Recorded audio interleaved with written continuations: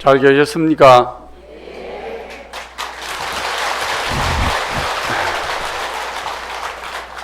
좋은 날씨에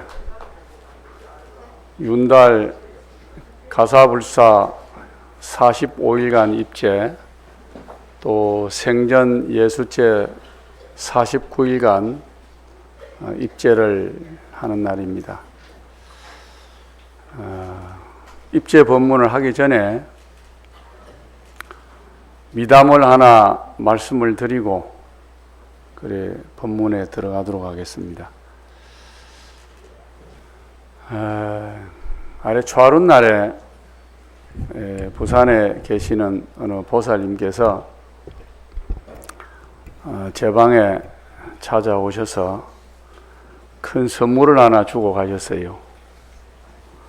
그게 뭐냐면은 이 보살님께서 금년 연세가 82입니다. 여기 오늘 오셨는지 모르겠어요.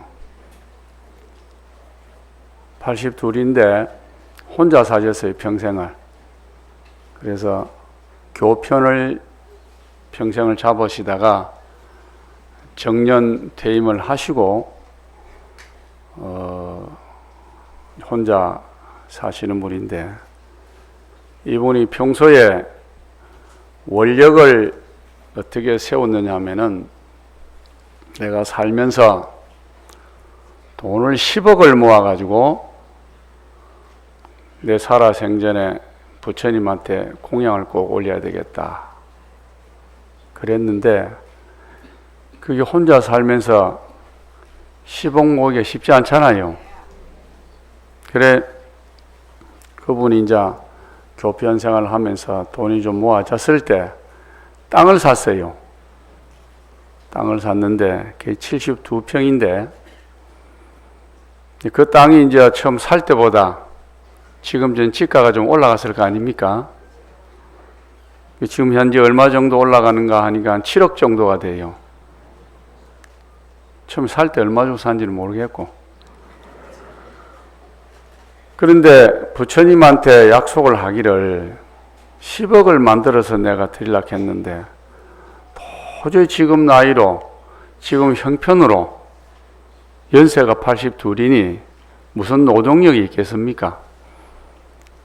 그래서 도저히 생각도 안 되게 잘못하면은 내가 죽기 전에 이것을 실천을 하지 못하겠다 해서 며칠 밤을 지새다가 오셨어요. 그래서 스님한테 이 땅을 귀정을 한다고, 그래서 귀정을 해서 제가 그날 법무사를 불러서 이제 절차를 다 밟았습니다.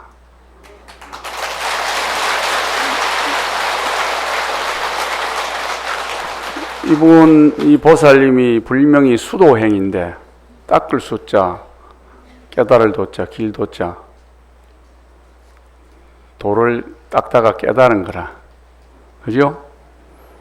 근데 이분이 그걸 저한테 기정을 하면서 제가 스님 10억을 모아가지고 드리려고 했는데 10억을 못 채워서 정말 죄송합니다. 그 죄송할 일은 아니잖아요. 그 마음이. 그래서 제가 이제 그랬습니다. 보살님이 오늘 하는 행위는 금생의 원이 아니고 아마 몇 생에 걸쳐서 보살님이 원을 세우셔서 오늘 이룬 것 같다. 실체가 그래요. 우리가 이 현대 세상에서 물질이 나의 모든 행복을 만족해 준다라고 하는 시대에 우리가 살고 있습니다. 모든 것이 돈이에요. 물질이 나를 행복을 해준다고 하다 보니까 종교를 이제 멀리하게 되고 돈이 곧 종교가 된 그런 시대입니다. 그런 시대에 이 보살님께서 돈으로, 물질로 보면은 그것은 남을 줄 수가 없어요. 적은 돈이 아닙니다. 아무리 요새 화폐 가치가 떨어졌다 하더라도 돈이 드는 7억을 그것도 혼자서 평생을 혼자 살면서 모아온 돈인데, 그걸 모을 때 자기가 먹고 싶은 거 먹었겠습니까? 하고 싶은 거 했겠습니까? 10억을 모았는데 10억을 못 채워서 정말 죄송합니다. 그래서 제가 또 그 뒤에 말이 이분이 참 불자다운 얘기예요. 그 집 형제가, 제가 자세히 그날 5형제라 그랬는지 7형제랬는지 모르겠어요. 형제인데 전부 다 기독교고 천주교인이라 자기만 부처님 제자래요. 그런데 자기는 이 세상에 태어나서 가장 행복한 것이 부처님을 만난 것이 정말 너무 행복하다는 거예요. 자다가도 막 부처님 만난 것만 생각하면 좋아 죽는 거라요. 그 참 희한한 일이죠. 여러분들도 그런 것 같은데. 에? 그래서 그분이 무슨 땅을, 가치가 있는 땅을 저한테 사찰에 통도사에 부처님 전에 바쳤다는 것도 중요하지만은 그걸 바치려고 마음을 낸 것이 저는 더 아름답고 정말 부처님 제자다운 마음이다. 그런 생각이 들어요. 여러분들은 그보다 더한 재물도 가지고 계신 분도 계실 거고 또 그만한 재물을 가지고 계셨다 하더라도 그분과 같은 마음을 갖다가 내기라는 것이 쉽지 않습니다. 그리고 또 재밌는 것이 그 형제들이 자꾸 넘나보더라는 거예요. 예? 그걸 느낀 거예요. 넘나보니 이거 잘못했다가는 형제간의 원수지고 당신의 원을 갖다가 실천할 수 없겠다 싶어서 조금 서둘렀답니다. 그래서 스님 이게 통도사로 등기가 되면 부탁이 하나 있습니다. 통도사를 넘겼다는 등기부 등본을 복사를 저한테 하나 주셨으면 좋겠습니다. 와 그럽니까? 요걸 갖다가 내 형제들에게 보여줘가지고 나는 이미 이 재산을 부처님 전에 공양을 올렸다. 너희들은 마음을 접어라. 아주 치밀한 분이라. 예? 그 잘못하면은 재산 때문에 우리가 부모 형제 간에 또는 그런 다툼이 얼마나 많이 있습니까? 그래서 부처님 말씀처럼 3일 수심은 천재보요 100년 탐구는 일조진이라 그랬어요. 옛날에 어른들이 하신 말씀이 일생을 마친 뒤에 남는 것은 우리들이 살다가 모아놓은 것이 아니고 일생 동안 살다가 남는 것은 무엇이라 했느냐? 우리들이 살면서 뿌려놓은 것이라고 그랬습니다. 이분이 멋지게 뿌리고 가신 분이라. 그죠? 박수 한번 치세요.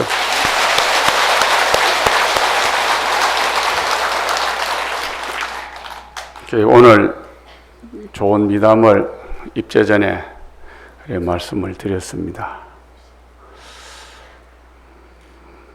3년에 한 번씩 오는 생전 예수제지요. 또 가사불사 오늘 입제 날입니다. 이제 하도 여러분들이 생전 예수제도 많이 하시고 가사불사도 동참을 많이 하셔서 그 의미를 우리 신도님들이 잘 아실 거라고 믿습니다. 그러나 다시 한번 새긴 의미에서 말씀을 한번 드리고 하겠습니다. 생전이 뭡니까? 살아생전을 얘기합니다. 살아생전. 우리가 돌아가셔서 하는 것을 뭐라 그래요? 예? 천도제. 참, 알지도 알듯 뭐 아는고 안 하는지 모르고 말 안 하는지. 죽어서 죄를 지는 것 천도제 7번 하죠? 살아서 지내는 것을 생전 예수제. 미리 예자, 닦을 숫자. 원래는 이게 생전 예수 시황 7제라 그럽니다. 생전에 미리 닦는데 시황 생칠제, 시황 전에 지내는 7제라 이 말이에요. 우리가 죽으면은 열대왕이 있는데 지옥에 열대왕이 있는데 그 열대왕의 자기 나이에 따라서 가는 대항이 다르답니다. 그래서 자기가 가는 대항 앞에 이름을 다 적습니다. 나중에 보면은. 그래서 저쪽에 보면은, 여러분들 보는 왼쪽에 보면은 시왕 열대왕을 모셔놨어요. 원래 이제 이거 예수제를 하려고 그러면 복잡합니다.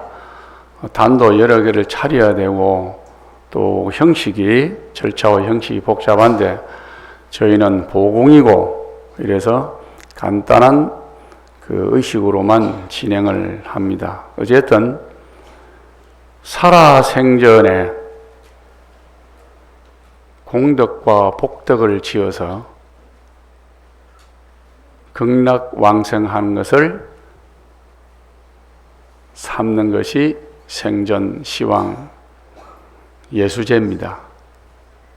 그러니까 똑같이 죽어서 49제를 지낸 것을 살아서 49제를 지내는 거예요. 그런데 윤달에 그것도 3년에 한 번씩 윤달에 꼭 이걸 합니다. 윤달을 보통 우리 속된 말로 뭐라 그럽니까? 공달. 공달은 뭐 놀고 먹어야 되지.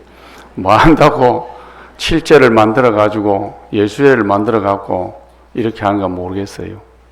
예? 놀아야 되는데.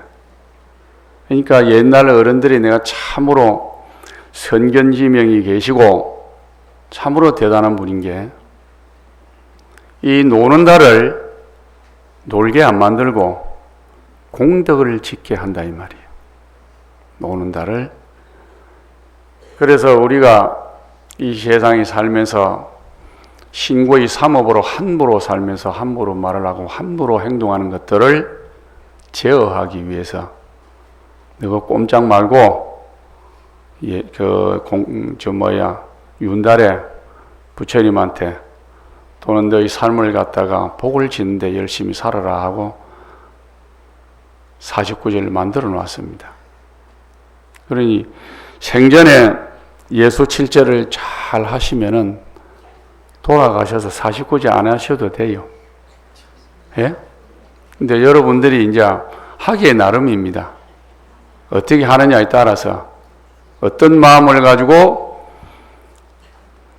정유년에 통도사 건강계단 정멸보궁에서 49제를 어떤 마음으로 기도를 올리고 내가 공덕을 짓고 복덕을 지을 것인가. 중국의 명말 청초에, 그러니까 1500년도에서 1600년도 초입니다. 명말 청초인데 운서산에 있는 주갱선사라는 분이 계셨어요.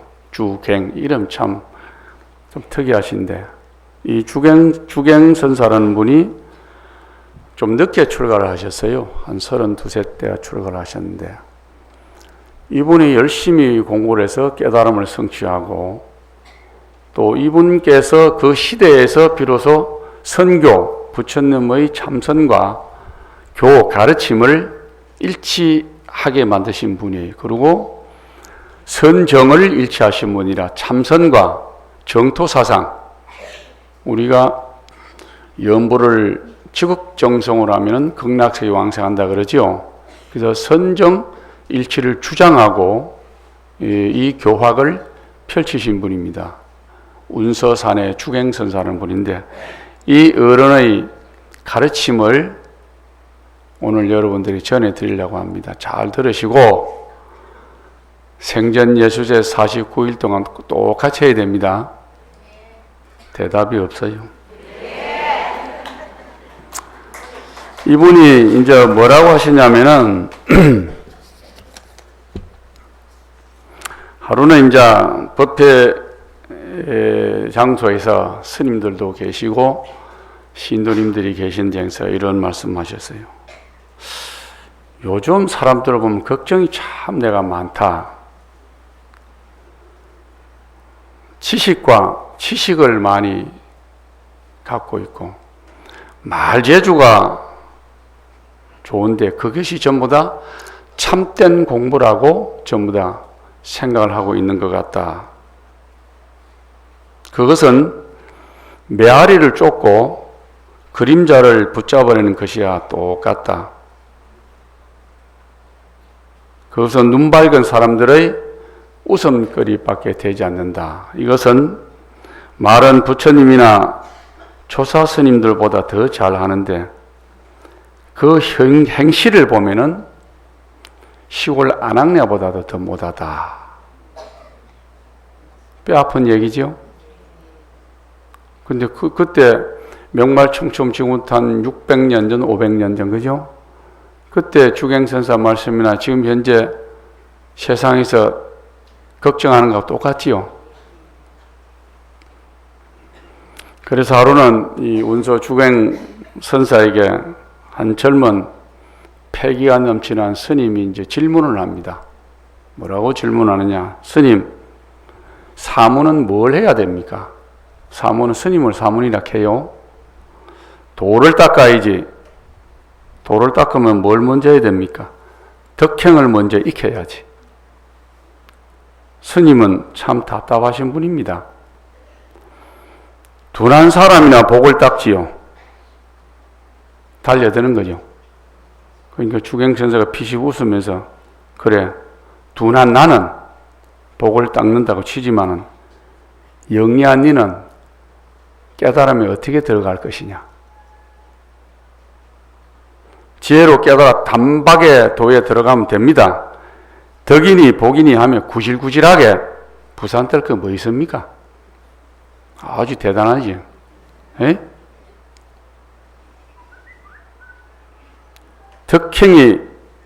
덕과 행이 근본이라는 말도 듣지 못했느냐 하고 꾸짖습니다. 주갱선사가. 스님, 그거야 유의 유의라는 게 뭡니까? 우리가 생활하면서 짓는 것, 의식적으로, 의도적으로, 그러니까 사량분별심으로 우리가 살아가면서 만들어지는 것을 좀 더 유의라 그래요. 무엇을 해야 되겠다는 생각으로 만들어지는 것. 유의의 공덕을 바라는 그거는 속인들의 얘기지, 부처님이 말하는 무의법에 그런 것과 무슨 상관입니까? 하고 또 달려듭니다. 주갱선사가 부드럽게 말합니다. 봐라, 부처님 가르침은 그리 쉽게 성취할 수 있는 것이 아니다. 세간의 선비들도 원대한 경지에 이르게 하기 위해서는 도량과 식견부터 갖추려고 애를 쓰고 있다. 하물며 부처님의 깨달음을 성취하려고 하는 우리들이야, 보리를 이루려는 사람이야, 그 덕행의 중요성이 얼마나 큰지를 너는 모르느냐. 감당할 도량이 아니면은 받아들일 수가 없지. 마치 사자의 젖은 유리병에 저장하지 않으면 변하고, 만근이나 되는 소철 조각배에 실지 않으면 배가 뒤집힌다. 이제 가르칩니다. 그러니까 그러면서 주갱선사가 가볍게 이제 한숨을 쉽니다. 이 스님의 타이름에도 이 젊은 패기 넘치는 스님은 물러나지 아니하고 또 다시 대듭니다. 스님, 그러면 스님이 말씀하신 덕행이 무엇이며 그 덕행을 어떻게 닦아야 합니까? 내가 얘기해 주마. 여기서 10가지를 이 주갱선사가 젊은이에게 일러줍니다. 첫째, 맑고 소박하게 살아야 한다. 부처님의 가르침은 세간의 욕망을 버리고 떠나는 것이다. 세간의 욕망. 수행자에게는 사치라는 것이 있을 수가 없다. 두 번째, 일거수, 일투족을 항상 엄숙하고 바르게 해야 한다. 부처님 가르침은 멀리 있는 것이 아니라 순간순간 몸과 입과 생각에 들어있다. 셋째, 스승을 존중해라. 부처님이나 영각이 아니고서는 스승 없이 깨달을 수가 없다. 본이 있으면 따라 그리기가 쉽지. 그러니 모범을 보이는 스승을 존중하고 항상 따라라. 넷째, 어버이의 은혜를 잊으면 안 된다. 부처님 법을 성취하는 것도 네가 이 세상에 태어났으니 가능하지. 그러니 근본을 망각을 하지 마라. 다섯째, 부모님 못지않게 큰 은혜를 베푸신 분이 나라의 임금이다. 항상 임금에게 충성하고 나라의 보탬이 되도록 노력을 해라. 여섯째, 받기만 하고 베풀 줄 모르면은 금수와 다를 바가 없다. 물이 아래로 흐르듯이 항상 자기보다 못한 이들을 어여삐 여기고 항상 자비심을 베풀어라. 일곱째, 자비도 자칫 잘못하면은 애착으로 변질되어 버린다.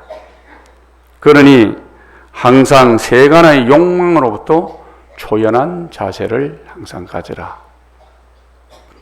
여덟째, 만사에 신중하고 또 신중해서 스스로 자기 자신을 구제하고 중생을 구제한다는 생각을 항상 잊지를 마라.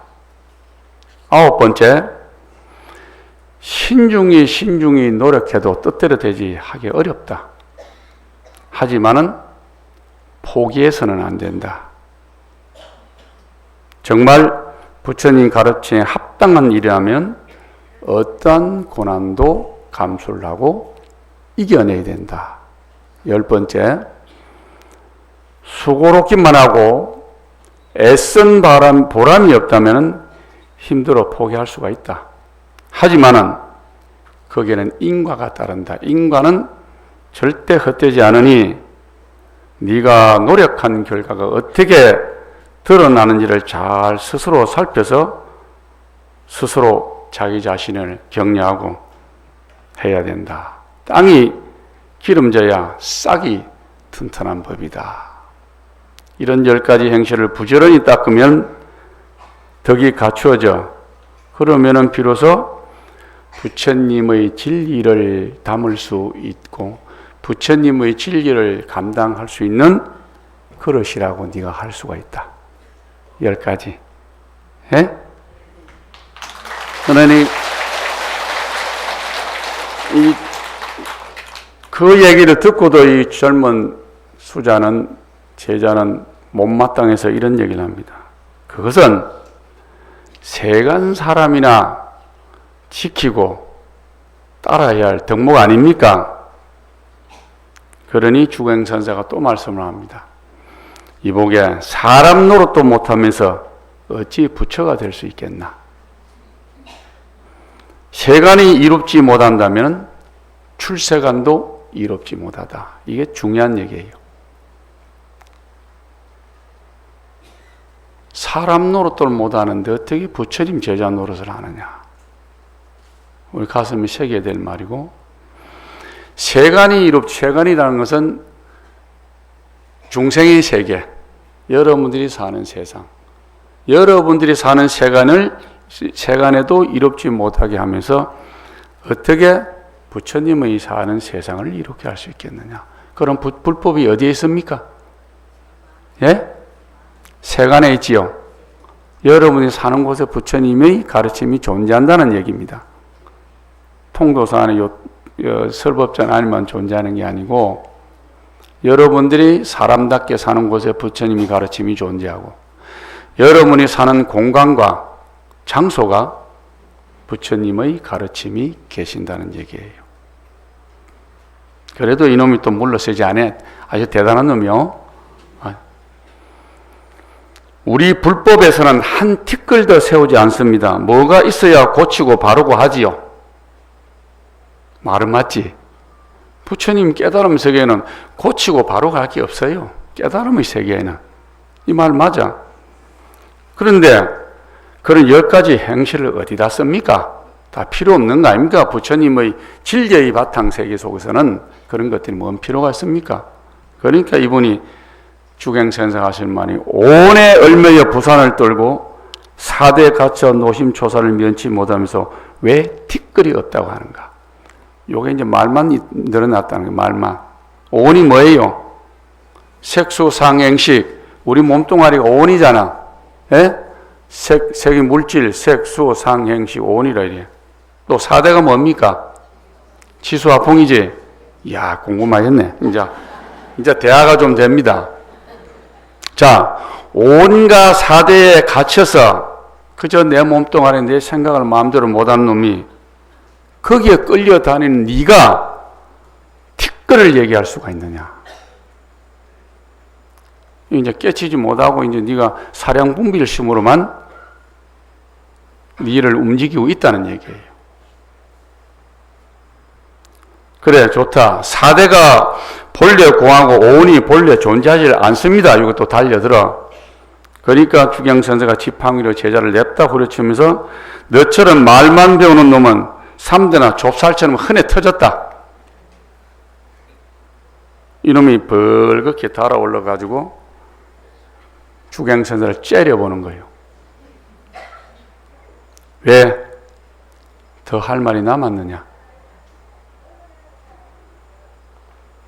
그래서 이놈이 성이 나서 주먹을 불 건지고 이어서 나가니 중행선사가 깔깔대고 손가락질을 하고 하면서 웃습니다. 웃으면서 야 이놈아 4대가 본래 공하고 오온이 본래 없다더니 니는 얼굴 좀 봐라. 한 티끌도 없다고 야 이놈아 침이나 닦고 거짓말해라. 그럼 내 놈 얼굴에 우락부락 범벅이 된 그 얼굴은 무슨 꼴하지고. 그때 이 제자가 깨치는 거예요. 그때서 마음의 문이 열려가지고 스님에게 무릎을 꿇습니다. 그때 이 주경선사가 마지막으로 하시는 말씀이 있어요. 조심해야 하느니라. 높은 곳에 오르려면 반드시 낮은 곳에서 시작해야 되고 내가 제법 영리해서 말은 척척 잘 한다마는 거봐 소용 있느냐. 별것도 아닌 나의 말 한마디에 분노와 번민에 덥석 사로잡히는데 생사를 초월한 열반과 해탈이 가당하기나 하느냐. 명심해라. 염라대왕은 말 잘한다고 봐주지 않는다. 그래서 제자가 무릎을 꿇고 주경선사가 또다시 타이릅니다. 그런 지혜는 소용이 없다. 도리어 많으면 많을수록 내가 살아가는데 장애만 될 뿐이다. 그러니 함부로 반야를 얘기하지 말고 재앙과 허물을 스스로 초래하지 마라. 그것은 다 헛된 명예의 욕에서 사로잡혀서 하는 생각과 말이다. 귀로 들은 걸 입으로 내뱉는 지혜는 참 지혜가 아니다. 내가 귀로 남한테 들어가지고 입으로 내뱉는 것은 참 지혜가 아니다 했어요. 그저 산문에 처음 들어온 사람처럼 온 정성을 다해서 아름다운 행실을 실천하고 또 실천하고 그렇게 노력하다 보면 저절로 우러나오는 것, 그것이 참 지혜다. 오늘 본문입니다. 네? 네. 이 어른이 주경선사가 책을 많이 지어서 저희가 전해져 오는 것들이 참 많이 있어요. 그래서 이분 책을 제가 이제 많이 읽습니다. 읽기도 하고 또 이분이 아까 말씀처럼 좀 늦은 나이에 출가를 해가지고 공부를 많이 해서 깨침을 깨치신 분인데 효심이 지극한 분이에요. 효심이 지극해서 이분이 출가를 해서 어머님이 돌아가셨는데 예전에는 이제 3년상을 하잖아요. 중국 사람들은. 그러니까 3년상을 할 동안에 주머니에다가 자기 어머니 위패를 갖다가 걸망에 떡 짊어지고 댕기면서 때만 되면 그 위패를 꺼내놓고 어머님 앞에 공양문을 올려서 참배를 하고 그러던 분입니다. 그래서 이분이 이제 저희가 이제 지은 책이 많아서 스님들이 공부하는데도 많이 참고를 하고 이분이 가르침을 많이 이제 전해주고 이제 그런 분입니다. 그래서 오늘 생전 예수제입니다. 생전 예수제 이제 입제하고 49일 동안 우리가 제에 참여를 하는데 오늘 말씀드린 주갱선사의 가르침을 49일 동안 가슴에 담으세요. 이분이 그렇죠. 마지막에 참제라는 게 뭐라는 거 아셨죠? 말로만 하는 게 아니고 귀로 이렇게 즐거운 소리 듣고 그걸로 하는 것도 아니고 그걸 말씀하셨으니까 49일 동안을 여러분들이 공덕을 짓는데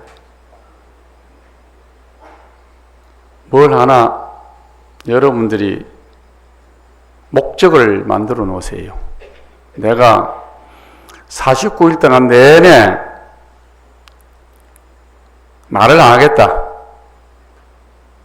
말을 49일 동안 내내 나는 웃기만 하겠다. 49일 동안 내내 썽 한 번 안 내겠다. 49일 동안 내내 내 남편한테 하루에 108번 절하겠다.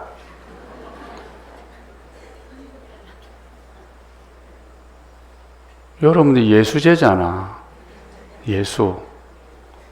극락 가려면 요 그랬잖아요, 스님이. 극락 가려면 말 잘해가 가는 게 아니고 내가 공덕을 지어야 되는데 그 공덕에는 필히 실천이 수반되어야 됩니다. 머리로 하는 거요? 상상하는 거? 사량분별이라 그랬어. 사량분별. 아무 소용없어요. 그냥 보따리주고 49일 동안 통도사 보공에 왔다 갔다 그것도 공덕은 됩니다. 안 되는 건 아니에요. 법화경에 보면은 법화경 방편품에 보면은 어린아이가 저 모래사장 가서 부처님 얼굴만 딱 하나 그래도 그 공덕으로 장차 미래에 성불 한다 그랬습니다. 아닌 건 아니에요. 근데 진정으로 우리가 빨리 성불의 시간을 땡기려고 하면은 실천을 해야 돼요. 이 주갱 법연선사가 이분이 하루에 108가지를 실천할 덕목을 만들어 놓고 108가지를 실천을 했다는 겁니다. 평생을.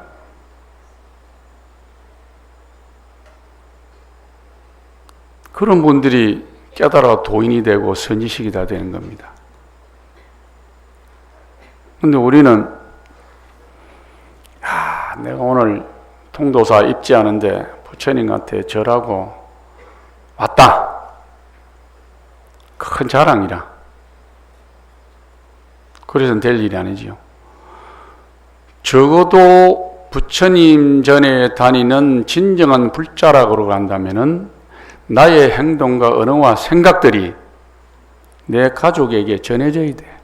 그게 제도요. 가족이 나의 행동과 언어의 모습을 통해서 따라오게 되어 있습니다. 따라온다는 게 뭐예요? 내가 이 가족을 최소한 제도를 한 겁니다. 제도.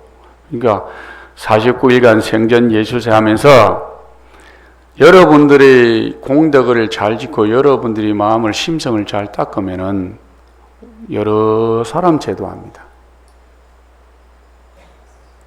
최소한 오늘 말씀드린 주갱선사의 10가지 말씀 중에 하나라도 여러분들이 실천을 하는 그러한 정유년 예수제가 되길 바랍니다. 그리고 이제 또 덧붙여서 또 가사불사도 하죠. 가사불사를 하는데 가사라는 게 이게 제가 이끈 가사인데 이 가사 이외에는 전부 다 다른 것은 평복입니다. 이 가사를 얘기하면 한참 길어지는데 이 가사도 굉장히 복잡한데 여러 가지 율장에 보면 나눠져 있는데 이걸 복전이라 그러죠. 복전. 복복자, 받전자. 이 가사가 이래 보면 좀 네모로 조각으로 조금 만들어졌는데 이것이 꼭 정답. 우리가 논밭 갈 때 받전자, 논답자. 정방형으로 이렇게 만들어졌잖아요. 그래서 복전이라 복을 짓는데 복을 짓는데 밭에다 곡식을 씨앗 뿌려가지고 뭐가 열매가 열리죠? 그걸 가지고 우리가 먹고 생명을 유지하지 않습니까? 자, 부처님은 뭐예요? 진리의 복밭이라는 거예요. 진리의 복밭이기 때문에 우리가 이것을 입는 순간에 스님들이 부처님 제자가 됩니다. 이걸 입어야 위의를 갖춰야 되는 거라. 그래서 이 부처님의 위의를 갖추는 어떻게 보면 상징적인 겁니다. 이거 진리를 상징하는 건데 가사를 우리가 육신으로 볼 때 그래서 이 가사불사도 함께 진행이 되니까 우리 불자님들이 정성껏 십시일반으로 동참을 하셔서 또 가사 짓기도 저 영산전에서 하니까 가사 짓기도 동참해서 또 거기에서도 복밭을 가꾸는 일을 해주시기를 그렇게 바랍니다. 그래서 금년 정유년 생전예수제와 가사불사가 원만히 잘 성취될 수 있도록 여러분들이 많은 협조와 동참을 그렇게 부탁을 드리겠습니다. 자, 그 다음에 이제 두 가지 사중 얘기 말씀드리고 마치도록 하겠습니다. 금년에 4.8절 행사가 어땠습니까? 부처님 오신 날 행사가. 좋았어요? 뭐에 좋았습니까? 볼거리가 많아 좋지요. 근데 제가 이제 오늘 드리려고 하는 말씀은 세상에 이제 여러분들도 마찬가지지만은 우리가 보는 관점에 따라서 보는 미연에 따라서 생각이 다를 수도 있습니다. 좋다는 사람도 있고 시끌시끌해서 싫다고 하는 사람도 있고. 그래서 보통 우리가 절이라 그러면은 항상 조용하고 엄숙하고 경건하고 그렇죠? 그래야 되는데 웬 주지스님 오더만은 작년부터 그냥 저 무풍 한송로로부터 도량에 저녁에 무슨 낙화놀이까지 막 완전히 이걸 이 뭐라 그러나 뭐라 그래야 되겠지요?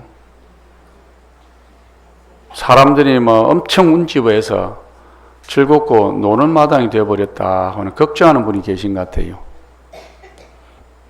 자, 저는 시대가 이게 바뀌었습니다. 바뀌어서 몇 번 말씀을 드렸지만 종교 인구가 줄고 또 불교 인구도 줄고 하는데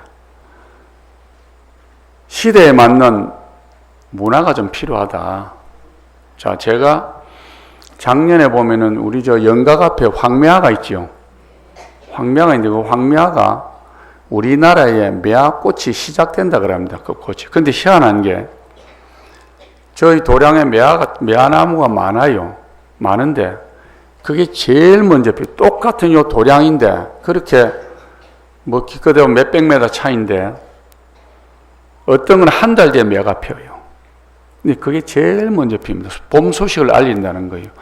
그것이 연합뉴스 YTN에 한번 방영이 되니까 적어도 작년 겨울부터 금년 올봄 초까지 일요일에는 10,000명이 옵니다. 10,000명이. 자, 그걸 여러분들 보면서 생각을 한번 해보세요. 그런 삶의 시대에 살고 있어요. 그 나무 하나가 꽃이 한번 처음 열린다고 그걸 보러 오는 그런 문화적 시대에 우리가 살고 있다는 거예요. 전부 다 젊은이들이야.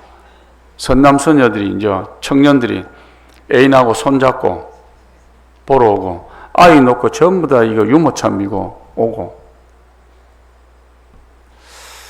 자, 저는 그래 생각을 해요. 그 초파일 때 장언물을 해가지고 남의 눈도 즐겁게 해주는 것도 있지만 저는 그것을 불자든 비불자든 간에 뭐 불자는 어차피 새로운 불교 문화를 접하는 기회를 만들고 비불자는 그런 불교 문화를 통해서 이 도량에 들어오게 하겠다는 겁니다. 젊은 사람들이 와야 돼요. 그러면은 그것이 하나의 매개적 역할을 하는 거예요. 완충을 역할하는 거예요. 그러면은 비불자라 하더라도 그것을 보러 오면서 이 도량에 발을 다 딛습니다. 그럼 그 사람이 그걸 통해서 이 도량과 인연을 맺습니다. 저는 그것을 굉장히 소중하게 생각합니다.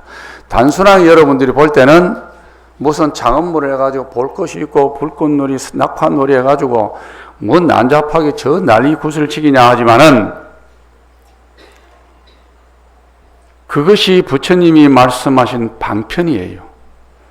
현대의 방편을 통해서, 문화라는 방편을 통해서 한 사람이라도 부처님이 도량에 와서 마음의 행복과 평안함을 찾아간다면 저는 누가 뭐라도 합니다. 그러니 혹여 과거에는 이 도량이 너무 편안하고 조용하고 좋았는데 스님이 오더만 그냥 시끌벅적하지 시끄럽고 말이지 싫다. 그러면 이해를 하시라고 하는 말씀을 전해드린 겁니다. 그래서 한 사람이라도 이 어려운 시대 우리가 살면서 힘든 시대에 살면서 부처님 도량에 와서 그게 인연이 됩니다. 그게 인연이 씨앗이란 건 묘한 거예요. 그 씨를 뿌리고 있는 겁니다, 제가. 그래서 그거를 여러분들이 잘 이해와 함께 그러한 것이 필요하다는 것을 함께 공유를 해달라는 말씀을 드리고, 자, 그 다음에 제가 이제 불사를 계속하고 있습니다. 관음 전에도 지금 저 아래부터 기둥하고 탁자를 갖다가 오후에 오치를 이제 계속 하고 있고, 또 이제 선원불사도 토목공사가 이제 다 끝나서 이제 곧 집만 지으면 됩니다. 곧 집을 지을 거고, 저 템플 스테이도 토목공사가 거진 다 됐습니다. 이 토목공사 시간이 많이 걸려요. 그 땅을 갖다 변화하고 물꼬를 터야 되고, 그리고 이제 세면을 보면 세면이 양성 시간이 걸리고, 이제 그 시간이 걸려서 많이 이제 도량이 정비가 이제 거정 다 됐는데, 여러분들에게 양해를 하나 구할 것이, 제가 주지를 오면서 이제 내일 모레면 딱 2년이 되는데, 제가 여러분들이 약속한 부분이 하나 있는데 그 중에 하나가 요양병원입니다. 여러분들이 생각하시기에는 제가 한 3번 말씀을 드린 것 같은데, 물론 전에 주지스님께서 원력을 세우셔서 정말로 훌륭한 원력을 세우셨어요. 세우셔서 그 요양병원을 통해서 불자들이 그 요양병원을 이용할 수 있도록 하는 것이 정말로 훌륭한 원력을 세우셨는데, 그 원력을 뒷받침할 수 있는 것이 이제 재정입니다. 그래서 저는 이런저런 곳에서 많이 살아서 그런 행정 분야를 잘 알고 있습니다만 스님들이 그런 게 좀 많이 부족해요. 그래서 그 돈이 전에도 말씀드렸듯이 한 160억 정도가 들어가는 그런 불사인데, 지금 현재 빼대만 가져오셔서 들어간 돈이 한 40억 정도가 됩니다. 그래서 제가 와서 드릴 때 이 안에 불사도 함께 얽혀져 있어서 이 안에 불사가 2년 안에 끝내고 2년 뒤에는 제가 요양병원을 짓기 위해서 마음을 쓰겠다 했는데 1년 좀 연기하려고 합니다. 힘이 들어서. 아직도 이게 안 끝나서. 그래서 이 돈은 확보가 다 됐습니다. 이 집안의 돈은 제가 확보를 다 했는데, 요양병원은 순수한 자부담이에요. 나라에서 좀 더 한 푼도 지원받을 수가 없습니다. 그래서 순수하게 우리가 돈을 만들어서 그 요양병원을 지어야 되는데, 그래서 그게 현재 한 40억이 들어가고, 그래서 제가 얼마 전에 조금씩 돈이 되는 대로 합니다. 지금도 작업을 계속합니다. 그 주변에 땅 작업을. 그리고 창호를, 문을 이렇게 유리를 했는데, 그래서 내년 상반기 같으면은 이 도량 안에 모든 불사들이 완료가 다 됩니다. 그래서 완료가 되면은 제가 이제 4년의 임기 중에 이제 1년이 남게 되는데, 1년 동안에 제가 할 수 있는 모든 역량을 치워서 그동안에 돈도 좀 모아서 요양병원에 집중을 하겠다는 말씀을 미리 양해를 구합니다. 그래서 어떤 분들이 물론 스님이 2년 뒤에는 한다 해놓고 하다 놓고 말이지, 돈은 어디에 된지 띠먹었는지 어디에 된지 지도 안 하고 돈 그대로 있습니다. 지금도 여러분들이 내는 삼천볼 약사전 거의 한 12억 정도 지금 있습니다. 그래서 언제든지 그는 의심이 계신 분은 말씀하시면 다 내가 오픈식에서 다 보여드릴게요. 좀 더 의심하지 마시고. 그래서 좀 제 사정이 그러니까 1년 좀 한 번만 더 연기를 해서 내년 상반기에 요양병원에 집중을 하겠다는 말씀을 좀 드리겠습니다. 여러분 잘 아시겠죠? 또 이해를 해주시기 부탁드립니다. 그리고 소소하게 지금 도량에 계속 이제 금년에는 그 국비를 받아서 지금 이 안에 도량 안에 뭐 개화 번화라든가 일주문 보수라든가 여러 가지 일들이 소소한 게 많이 있습니다. 그래서 조금 불편하시더라도 조금씩 해야 그래서 이 통도자가 1400년을 갖다가 끌어온 겁니다. 그래서 여러분들이 내시는 보시금 또 나라에서 주는 돈을 여법하게 잘해서 이 부처님 도량이 항상 밝고 훌륭한 전법과 기도의 도량이 될 수 있도록 열심히 할 테니까 우리 신도님들도 적극적으로 격려와 협조를 부탁을 드리겠습니다. 오늘 법문 마치겠습니다.